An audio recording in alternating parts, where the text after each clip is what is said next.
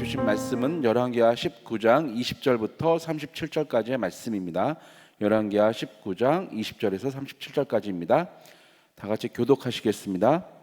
아모스의 아들 이사야가 히스기야에게 보내 이르되 이스라엘의 하나님 여호와의 말씀이 내가 아수르 왕 사네립 때문에 내게 기도하는 것을 내가 들었노라 하셨나이다.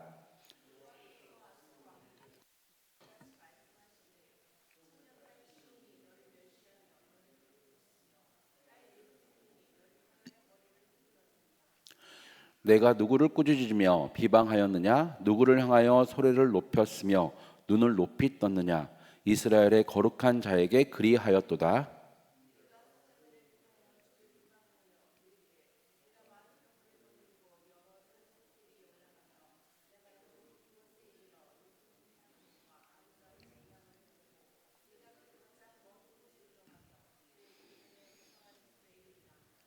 내가 땅을 파서 이방의 물을 마셨고 나의 발바닥으로 애굽의 모든 강들을 말렸노라 하였도다.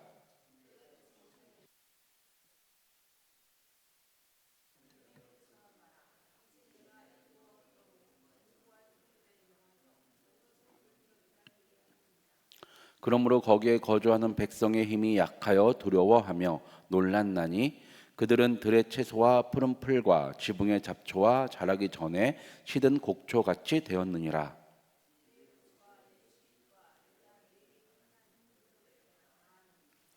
내가 내게 향한 분노와 내 교만한 말이 내 귀에 들렸도다. 그러므로 내가 갈고리를 내 코에 깨고 재갈을 내 입에 물려 너를 오던 길로 끌어 돌이키리라 하셨나이다.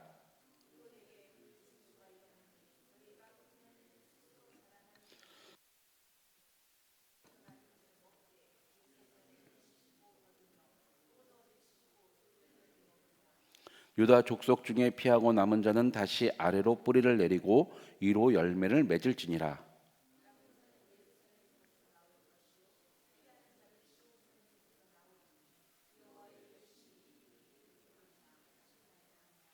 그러므로 여호와께서 아수르 왕을 가리켜 이르시기를 그가 이 성에 이르지 못하며 이리로 화살을 쏘지 못하며 방패를 성을 향하여 세우지 못하며 치려고 토성을 쌓지도 못하고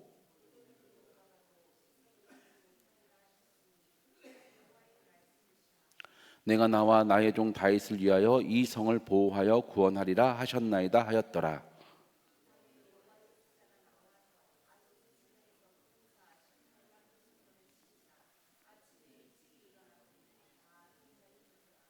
아수르 왕 사네립이 떠나 돌아가서 느느웨에 거주하더니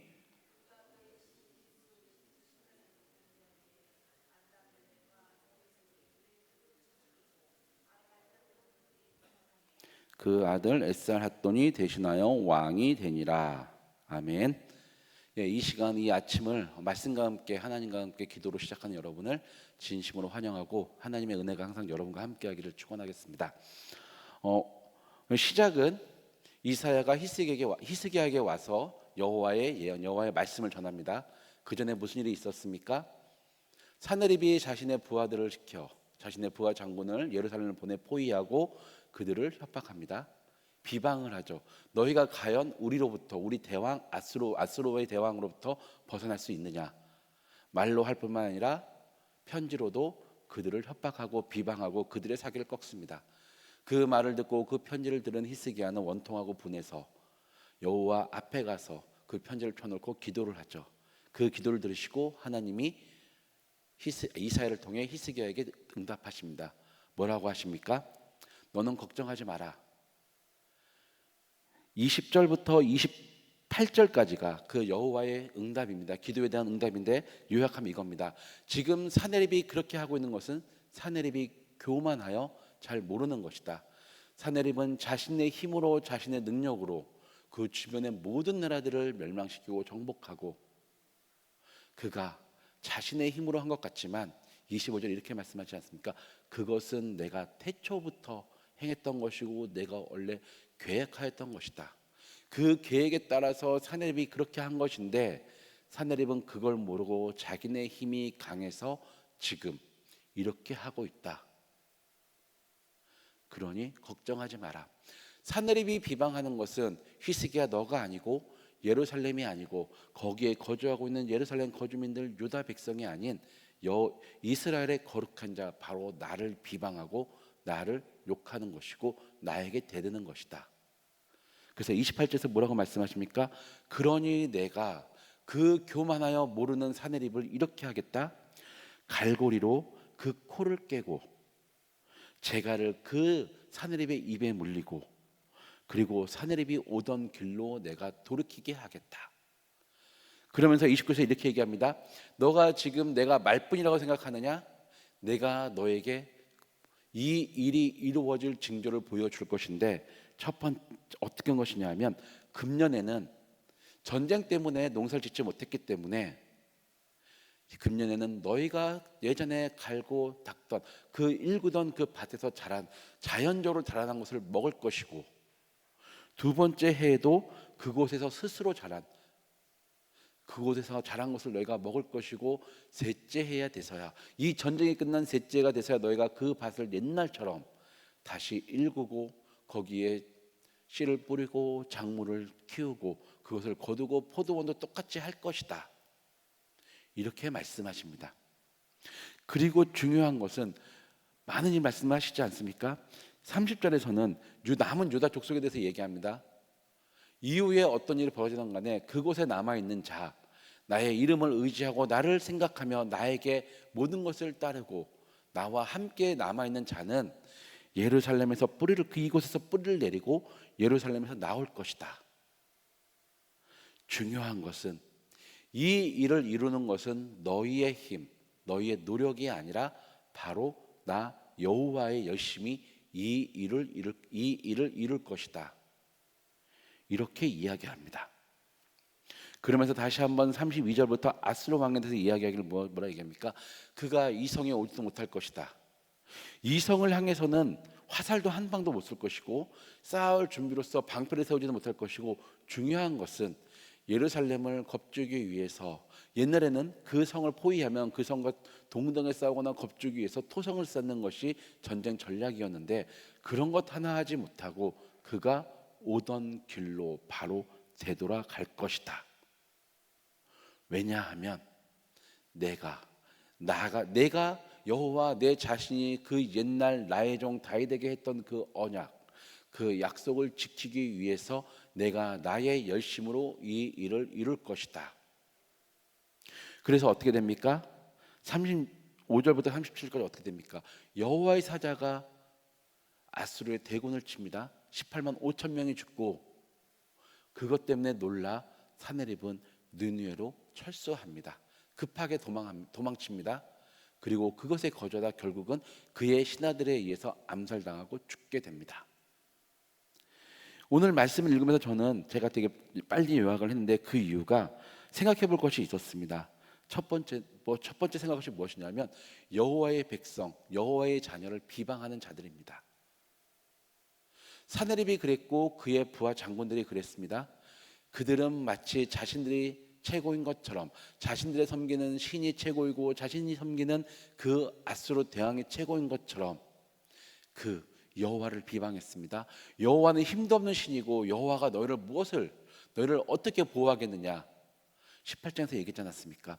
그가 너희 왕 히스기야가 산당을 다 없애고 제사도 예루살렘에서 한 방식으로 드려야 했기 때문에 너희 신의 힘이 약해졌기 때문에 결국은 봐라 북이스라엘 너희보다 더 많은 산당에서 더 많은 방식으로 제사 드리는 여호와도 우리 아수르의 대왕을 이기지 못했는데 너희가 산당도 없애고 한 가지 방법으로 한 장소에서 예배 드리는 너희의 신이 어떻게 힘이 있겠느냐. 너희는 그러니 빨리 항복하라. 아수르 대왕에게 항복하고 아수르 대왕을 신처럼 섬기고 숭배해라. 사내립도 똑같은 편지를 써서 똑같이 협박하였습니다. 그 결말이 어떻습니까? 그 결말은 끔찍했습니다. 그가 교만해졌기 때문에 그의 부하 18만 5천 명이 하룻밤 사이에 전멸했습니다. 그 자신도 느느웨로 돌아가서 힘을 키우고 다시 한번 내가 이곳을 치고 나의 명성을 떨치겠다 생각할 수도 있었지만 결국 어떡합니까? 자기 신에게 자기가 섬기는 신 자기에게 힘을 주겠다고 힘을 줄 수 있고 자신을 강하게 만들 수 있다라고 선택했던 그 신에게 제사 드릴 때 암살당했습니다. 그가 섬기는 신, 그가 믿는 신은 아수르의 대왕 사네립을 보호하지 못했습니다. 왜 그럴까요? 바로 이 이야기 31절에 바로 이 말씀, 이 구절 때문에 그럽니다. 여호와의 열심히 이 일을 이루리라.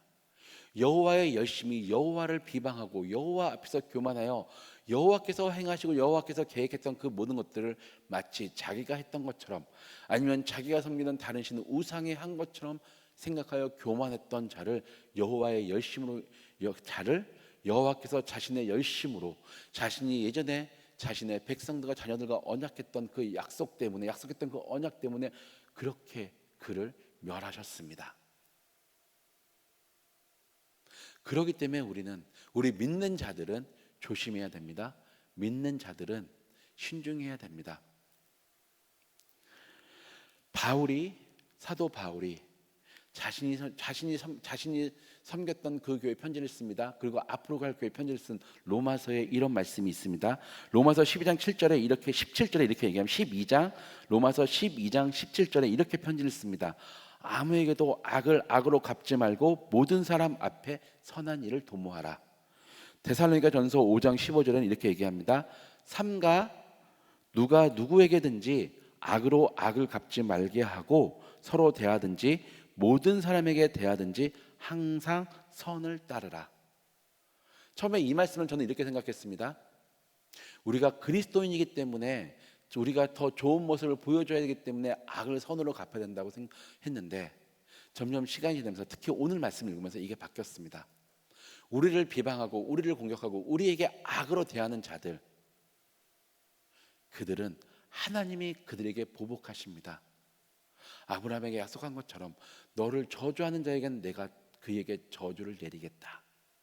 하나님의 백성을 보호하고 있고, 하나님의 백성이 어떻게 할지 이미 태초 이전에 계획하시고 지금도 이끄시고 행하시는 하나님을 대신해서 하나님의 백성을 저주하는 자는 마치 자기가 한 것처럼 교만하고 착각에 빠져서 하나님이 원치 않고 하나님이 막으신 일을 하나님의 자녀에게 하기 때문에 하나님께서 직접 그들에게 보복하십니다. 직접 그들에게 그걸 갚으십니다. 근데 만약에 우리가 그들을 저주하면 어떻게 될까요? 나중에 그가 벌을 받을 때 우리는 스스로 우리를 자책할 수밖에 없습니다. 혹시 내가 저주해서 그렇게 되는 것이 아닐까라고. 그래서 하나님은 우리에게 말씀하십니다. 너를 저주하는 그 사람을 위해서 너희가 기도해라. 그것이 너희가 그들에게 악을 손으로 갚는 것이다. 그들이 하나님의 보복을 받아, 하나님의 벌을 받아 더 비참해지고 그들이 생각하지 못했던 끔찍한 벌을 받아 그들의 처지가 더 나빠지지 않도록 너희들의 기도와 너희들의 그들을 향한 간구, 그들을 향한 사랑 때문에 그들이 더 큰 하나님의 벌을 받지 않도록 너희가 그들을 위해서 기도하고 간구하라. 그것이 우리를 비방하고 우리를 공격하는, 우리를 악으로 대하는 사람들을 향해서 선으로 갚는 일입니다. 선으로 갚는 것입니다. 생각해 보십시오. 우리가 그렇게 하지 않는다면 우리를 비방하고 우리를 공격하는 자들, 어쩌면 그들은 우리에게 멀리 떨어져 있는 사람일 수도 있지만 어쩌면 바로 우리 옆에 있는 사람일 수도 있습니다. 우리 바로 옆에서 우리와 함께 매일 살아가는 사람일 수도 있습니다. 그런데 우리가 하나님을 믿고 예수님을 믿는다는 이유 때문에 알게 모르게 우리를 비방하고 우리를 공격하는 것, 그 사람은 생각하지 못하는 것에 우리가 그를 위해서 간구하지 않는다면 그가 앞으로 어떻게 되겠습니까? 사내님을 보십시오. 그는 하나님 앞에서 자신의 모든 것을 주었다라고 믿는, 자신의 모든 것을 줘서 자신이 최고로 섬겨야 된다고 했던 그 신 앞에서 자신의 목숨을 지키지 못했습니다. 자신의 생명을 그 신이 지키지 못했습니다. 왜요? 그보다 더 강한 전능하신 여호와가 그 일을 하셨기 때문입니다. 우리 옆에, 우리 주위에 있는 우리 이웃, 우리 지인들, 그들도 똑같이 그렇게 될 수 있습니다. 그들이 단 한 번도 예수님 앞에, 하나님 앞에서 그 사랑을 느끼고 받지 못하고 죽을 수도 있습니다. 그가 하나님의 말씀, 하나님의 이름을 못 듣고 죽을 수도 있습니다. 얼마나 끔찍한 결과입니까? 얼마나 끔찍한 죽음입니까? 그러기에 우리는 하나님의 열심을 생각할 때, 우리는 그 열심을 생각할 때 기도해야 됩니다. 우리를 향해서 공격하는 자들을 위해 그들이 하나님의 그래도 벌이 아닌 사랑을 받아 그들이 돌아설 수 있도록 기도해야 됩니다. 만약에 히스기야가 그 기도, 우리가 원통합니다. 언제까지 참아야 됩니까? 언제까지 하나님이 일하시는 그 모습 우리가 언제까지 기다려야 합니까? 하나님 지금 우리를 도와주시고 저 사내립을 벌하여 주십시오라고 기도하지 않고 만군의 주 하나님, 사내립이 하나님을 알지 못하여 이렇게 교만하게 행하고 있습니다. 그를 불쌍히 여겨 주십시오라고 만약에 기도했다면 저는 사내립의 그 결말, 그 미래는 달랐을 거라 생각합니다. 그가 비록 죽음을 맞이할지 모르지만 그래도 그는 하나님의 이름을 듣고 하나님의 앞에서 바뀔 수 있는 그 삶이 구원받을 수 있는 기회를 얻을 수 있었을 것이라고 저는 생각합니다. 왜냐하면 우리의 기도는 하나님의 자녀, 하나님의 백성의 기도는 그만큼 힘이 있고 그만큼 능력이 있기 때문입니다. 하나님께서는 그 기도를 들으시고 그 기도를 소리 여기지 않으시고 결국에는 그 기도에 다 응답하시기 때문입니다. 그리고 가장 두렵고 가장 놀랍고 가장 힘이 있는 하나님의 그 열심으로 우리의 기도를 이루어 주시기 때문입니다. 오늘 하루 살면서 정말 생각했으면 좋겠습니다. 언젠가 나를 향해서 내 마음을 아프게 했던 사람이 있다면 그를 위해서 기도하십시오. 하나님, 저 사람이 하나님을 더 알기 원합니다. 하나님 앞에 더 나와 하나님과 더 가까이 하길 원합니다. 하나님의 사랑에서 그도 거하길 원합니다.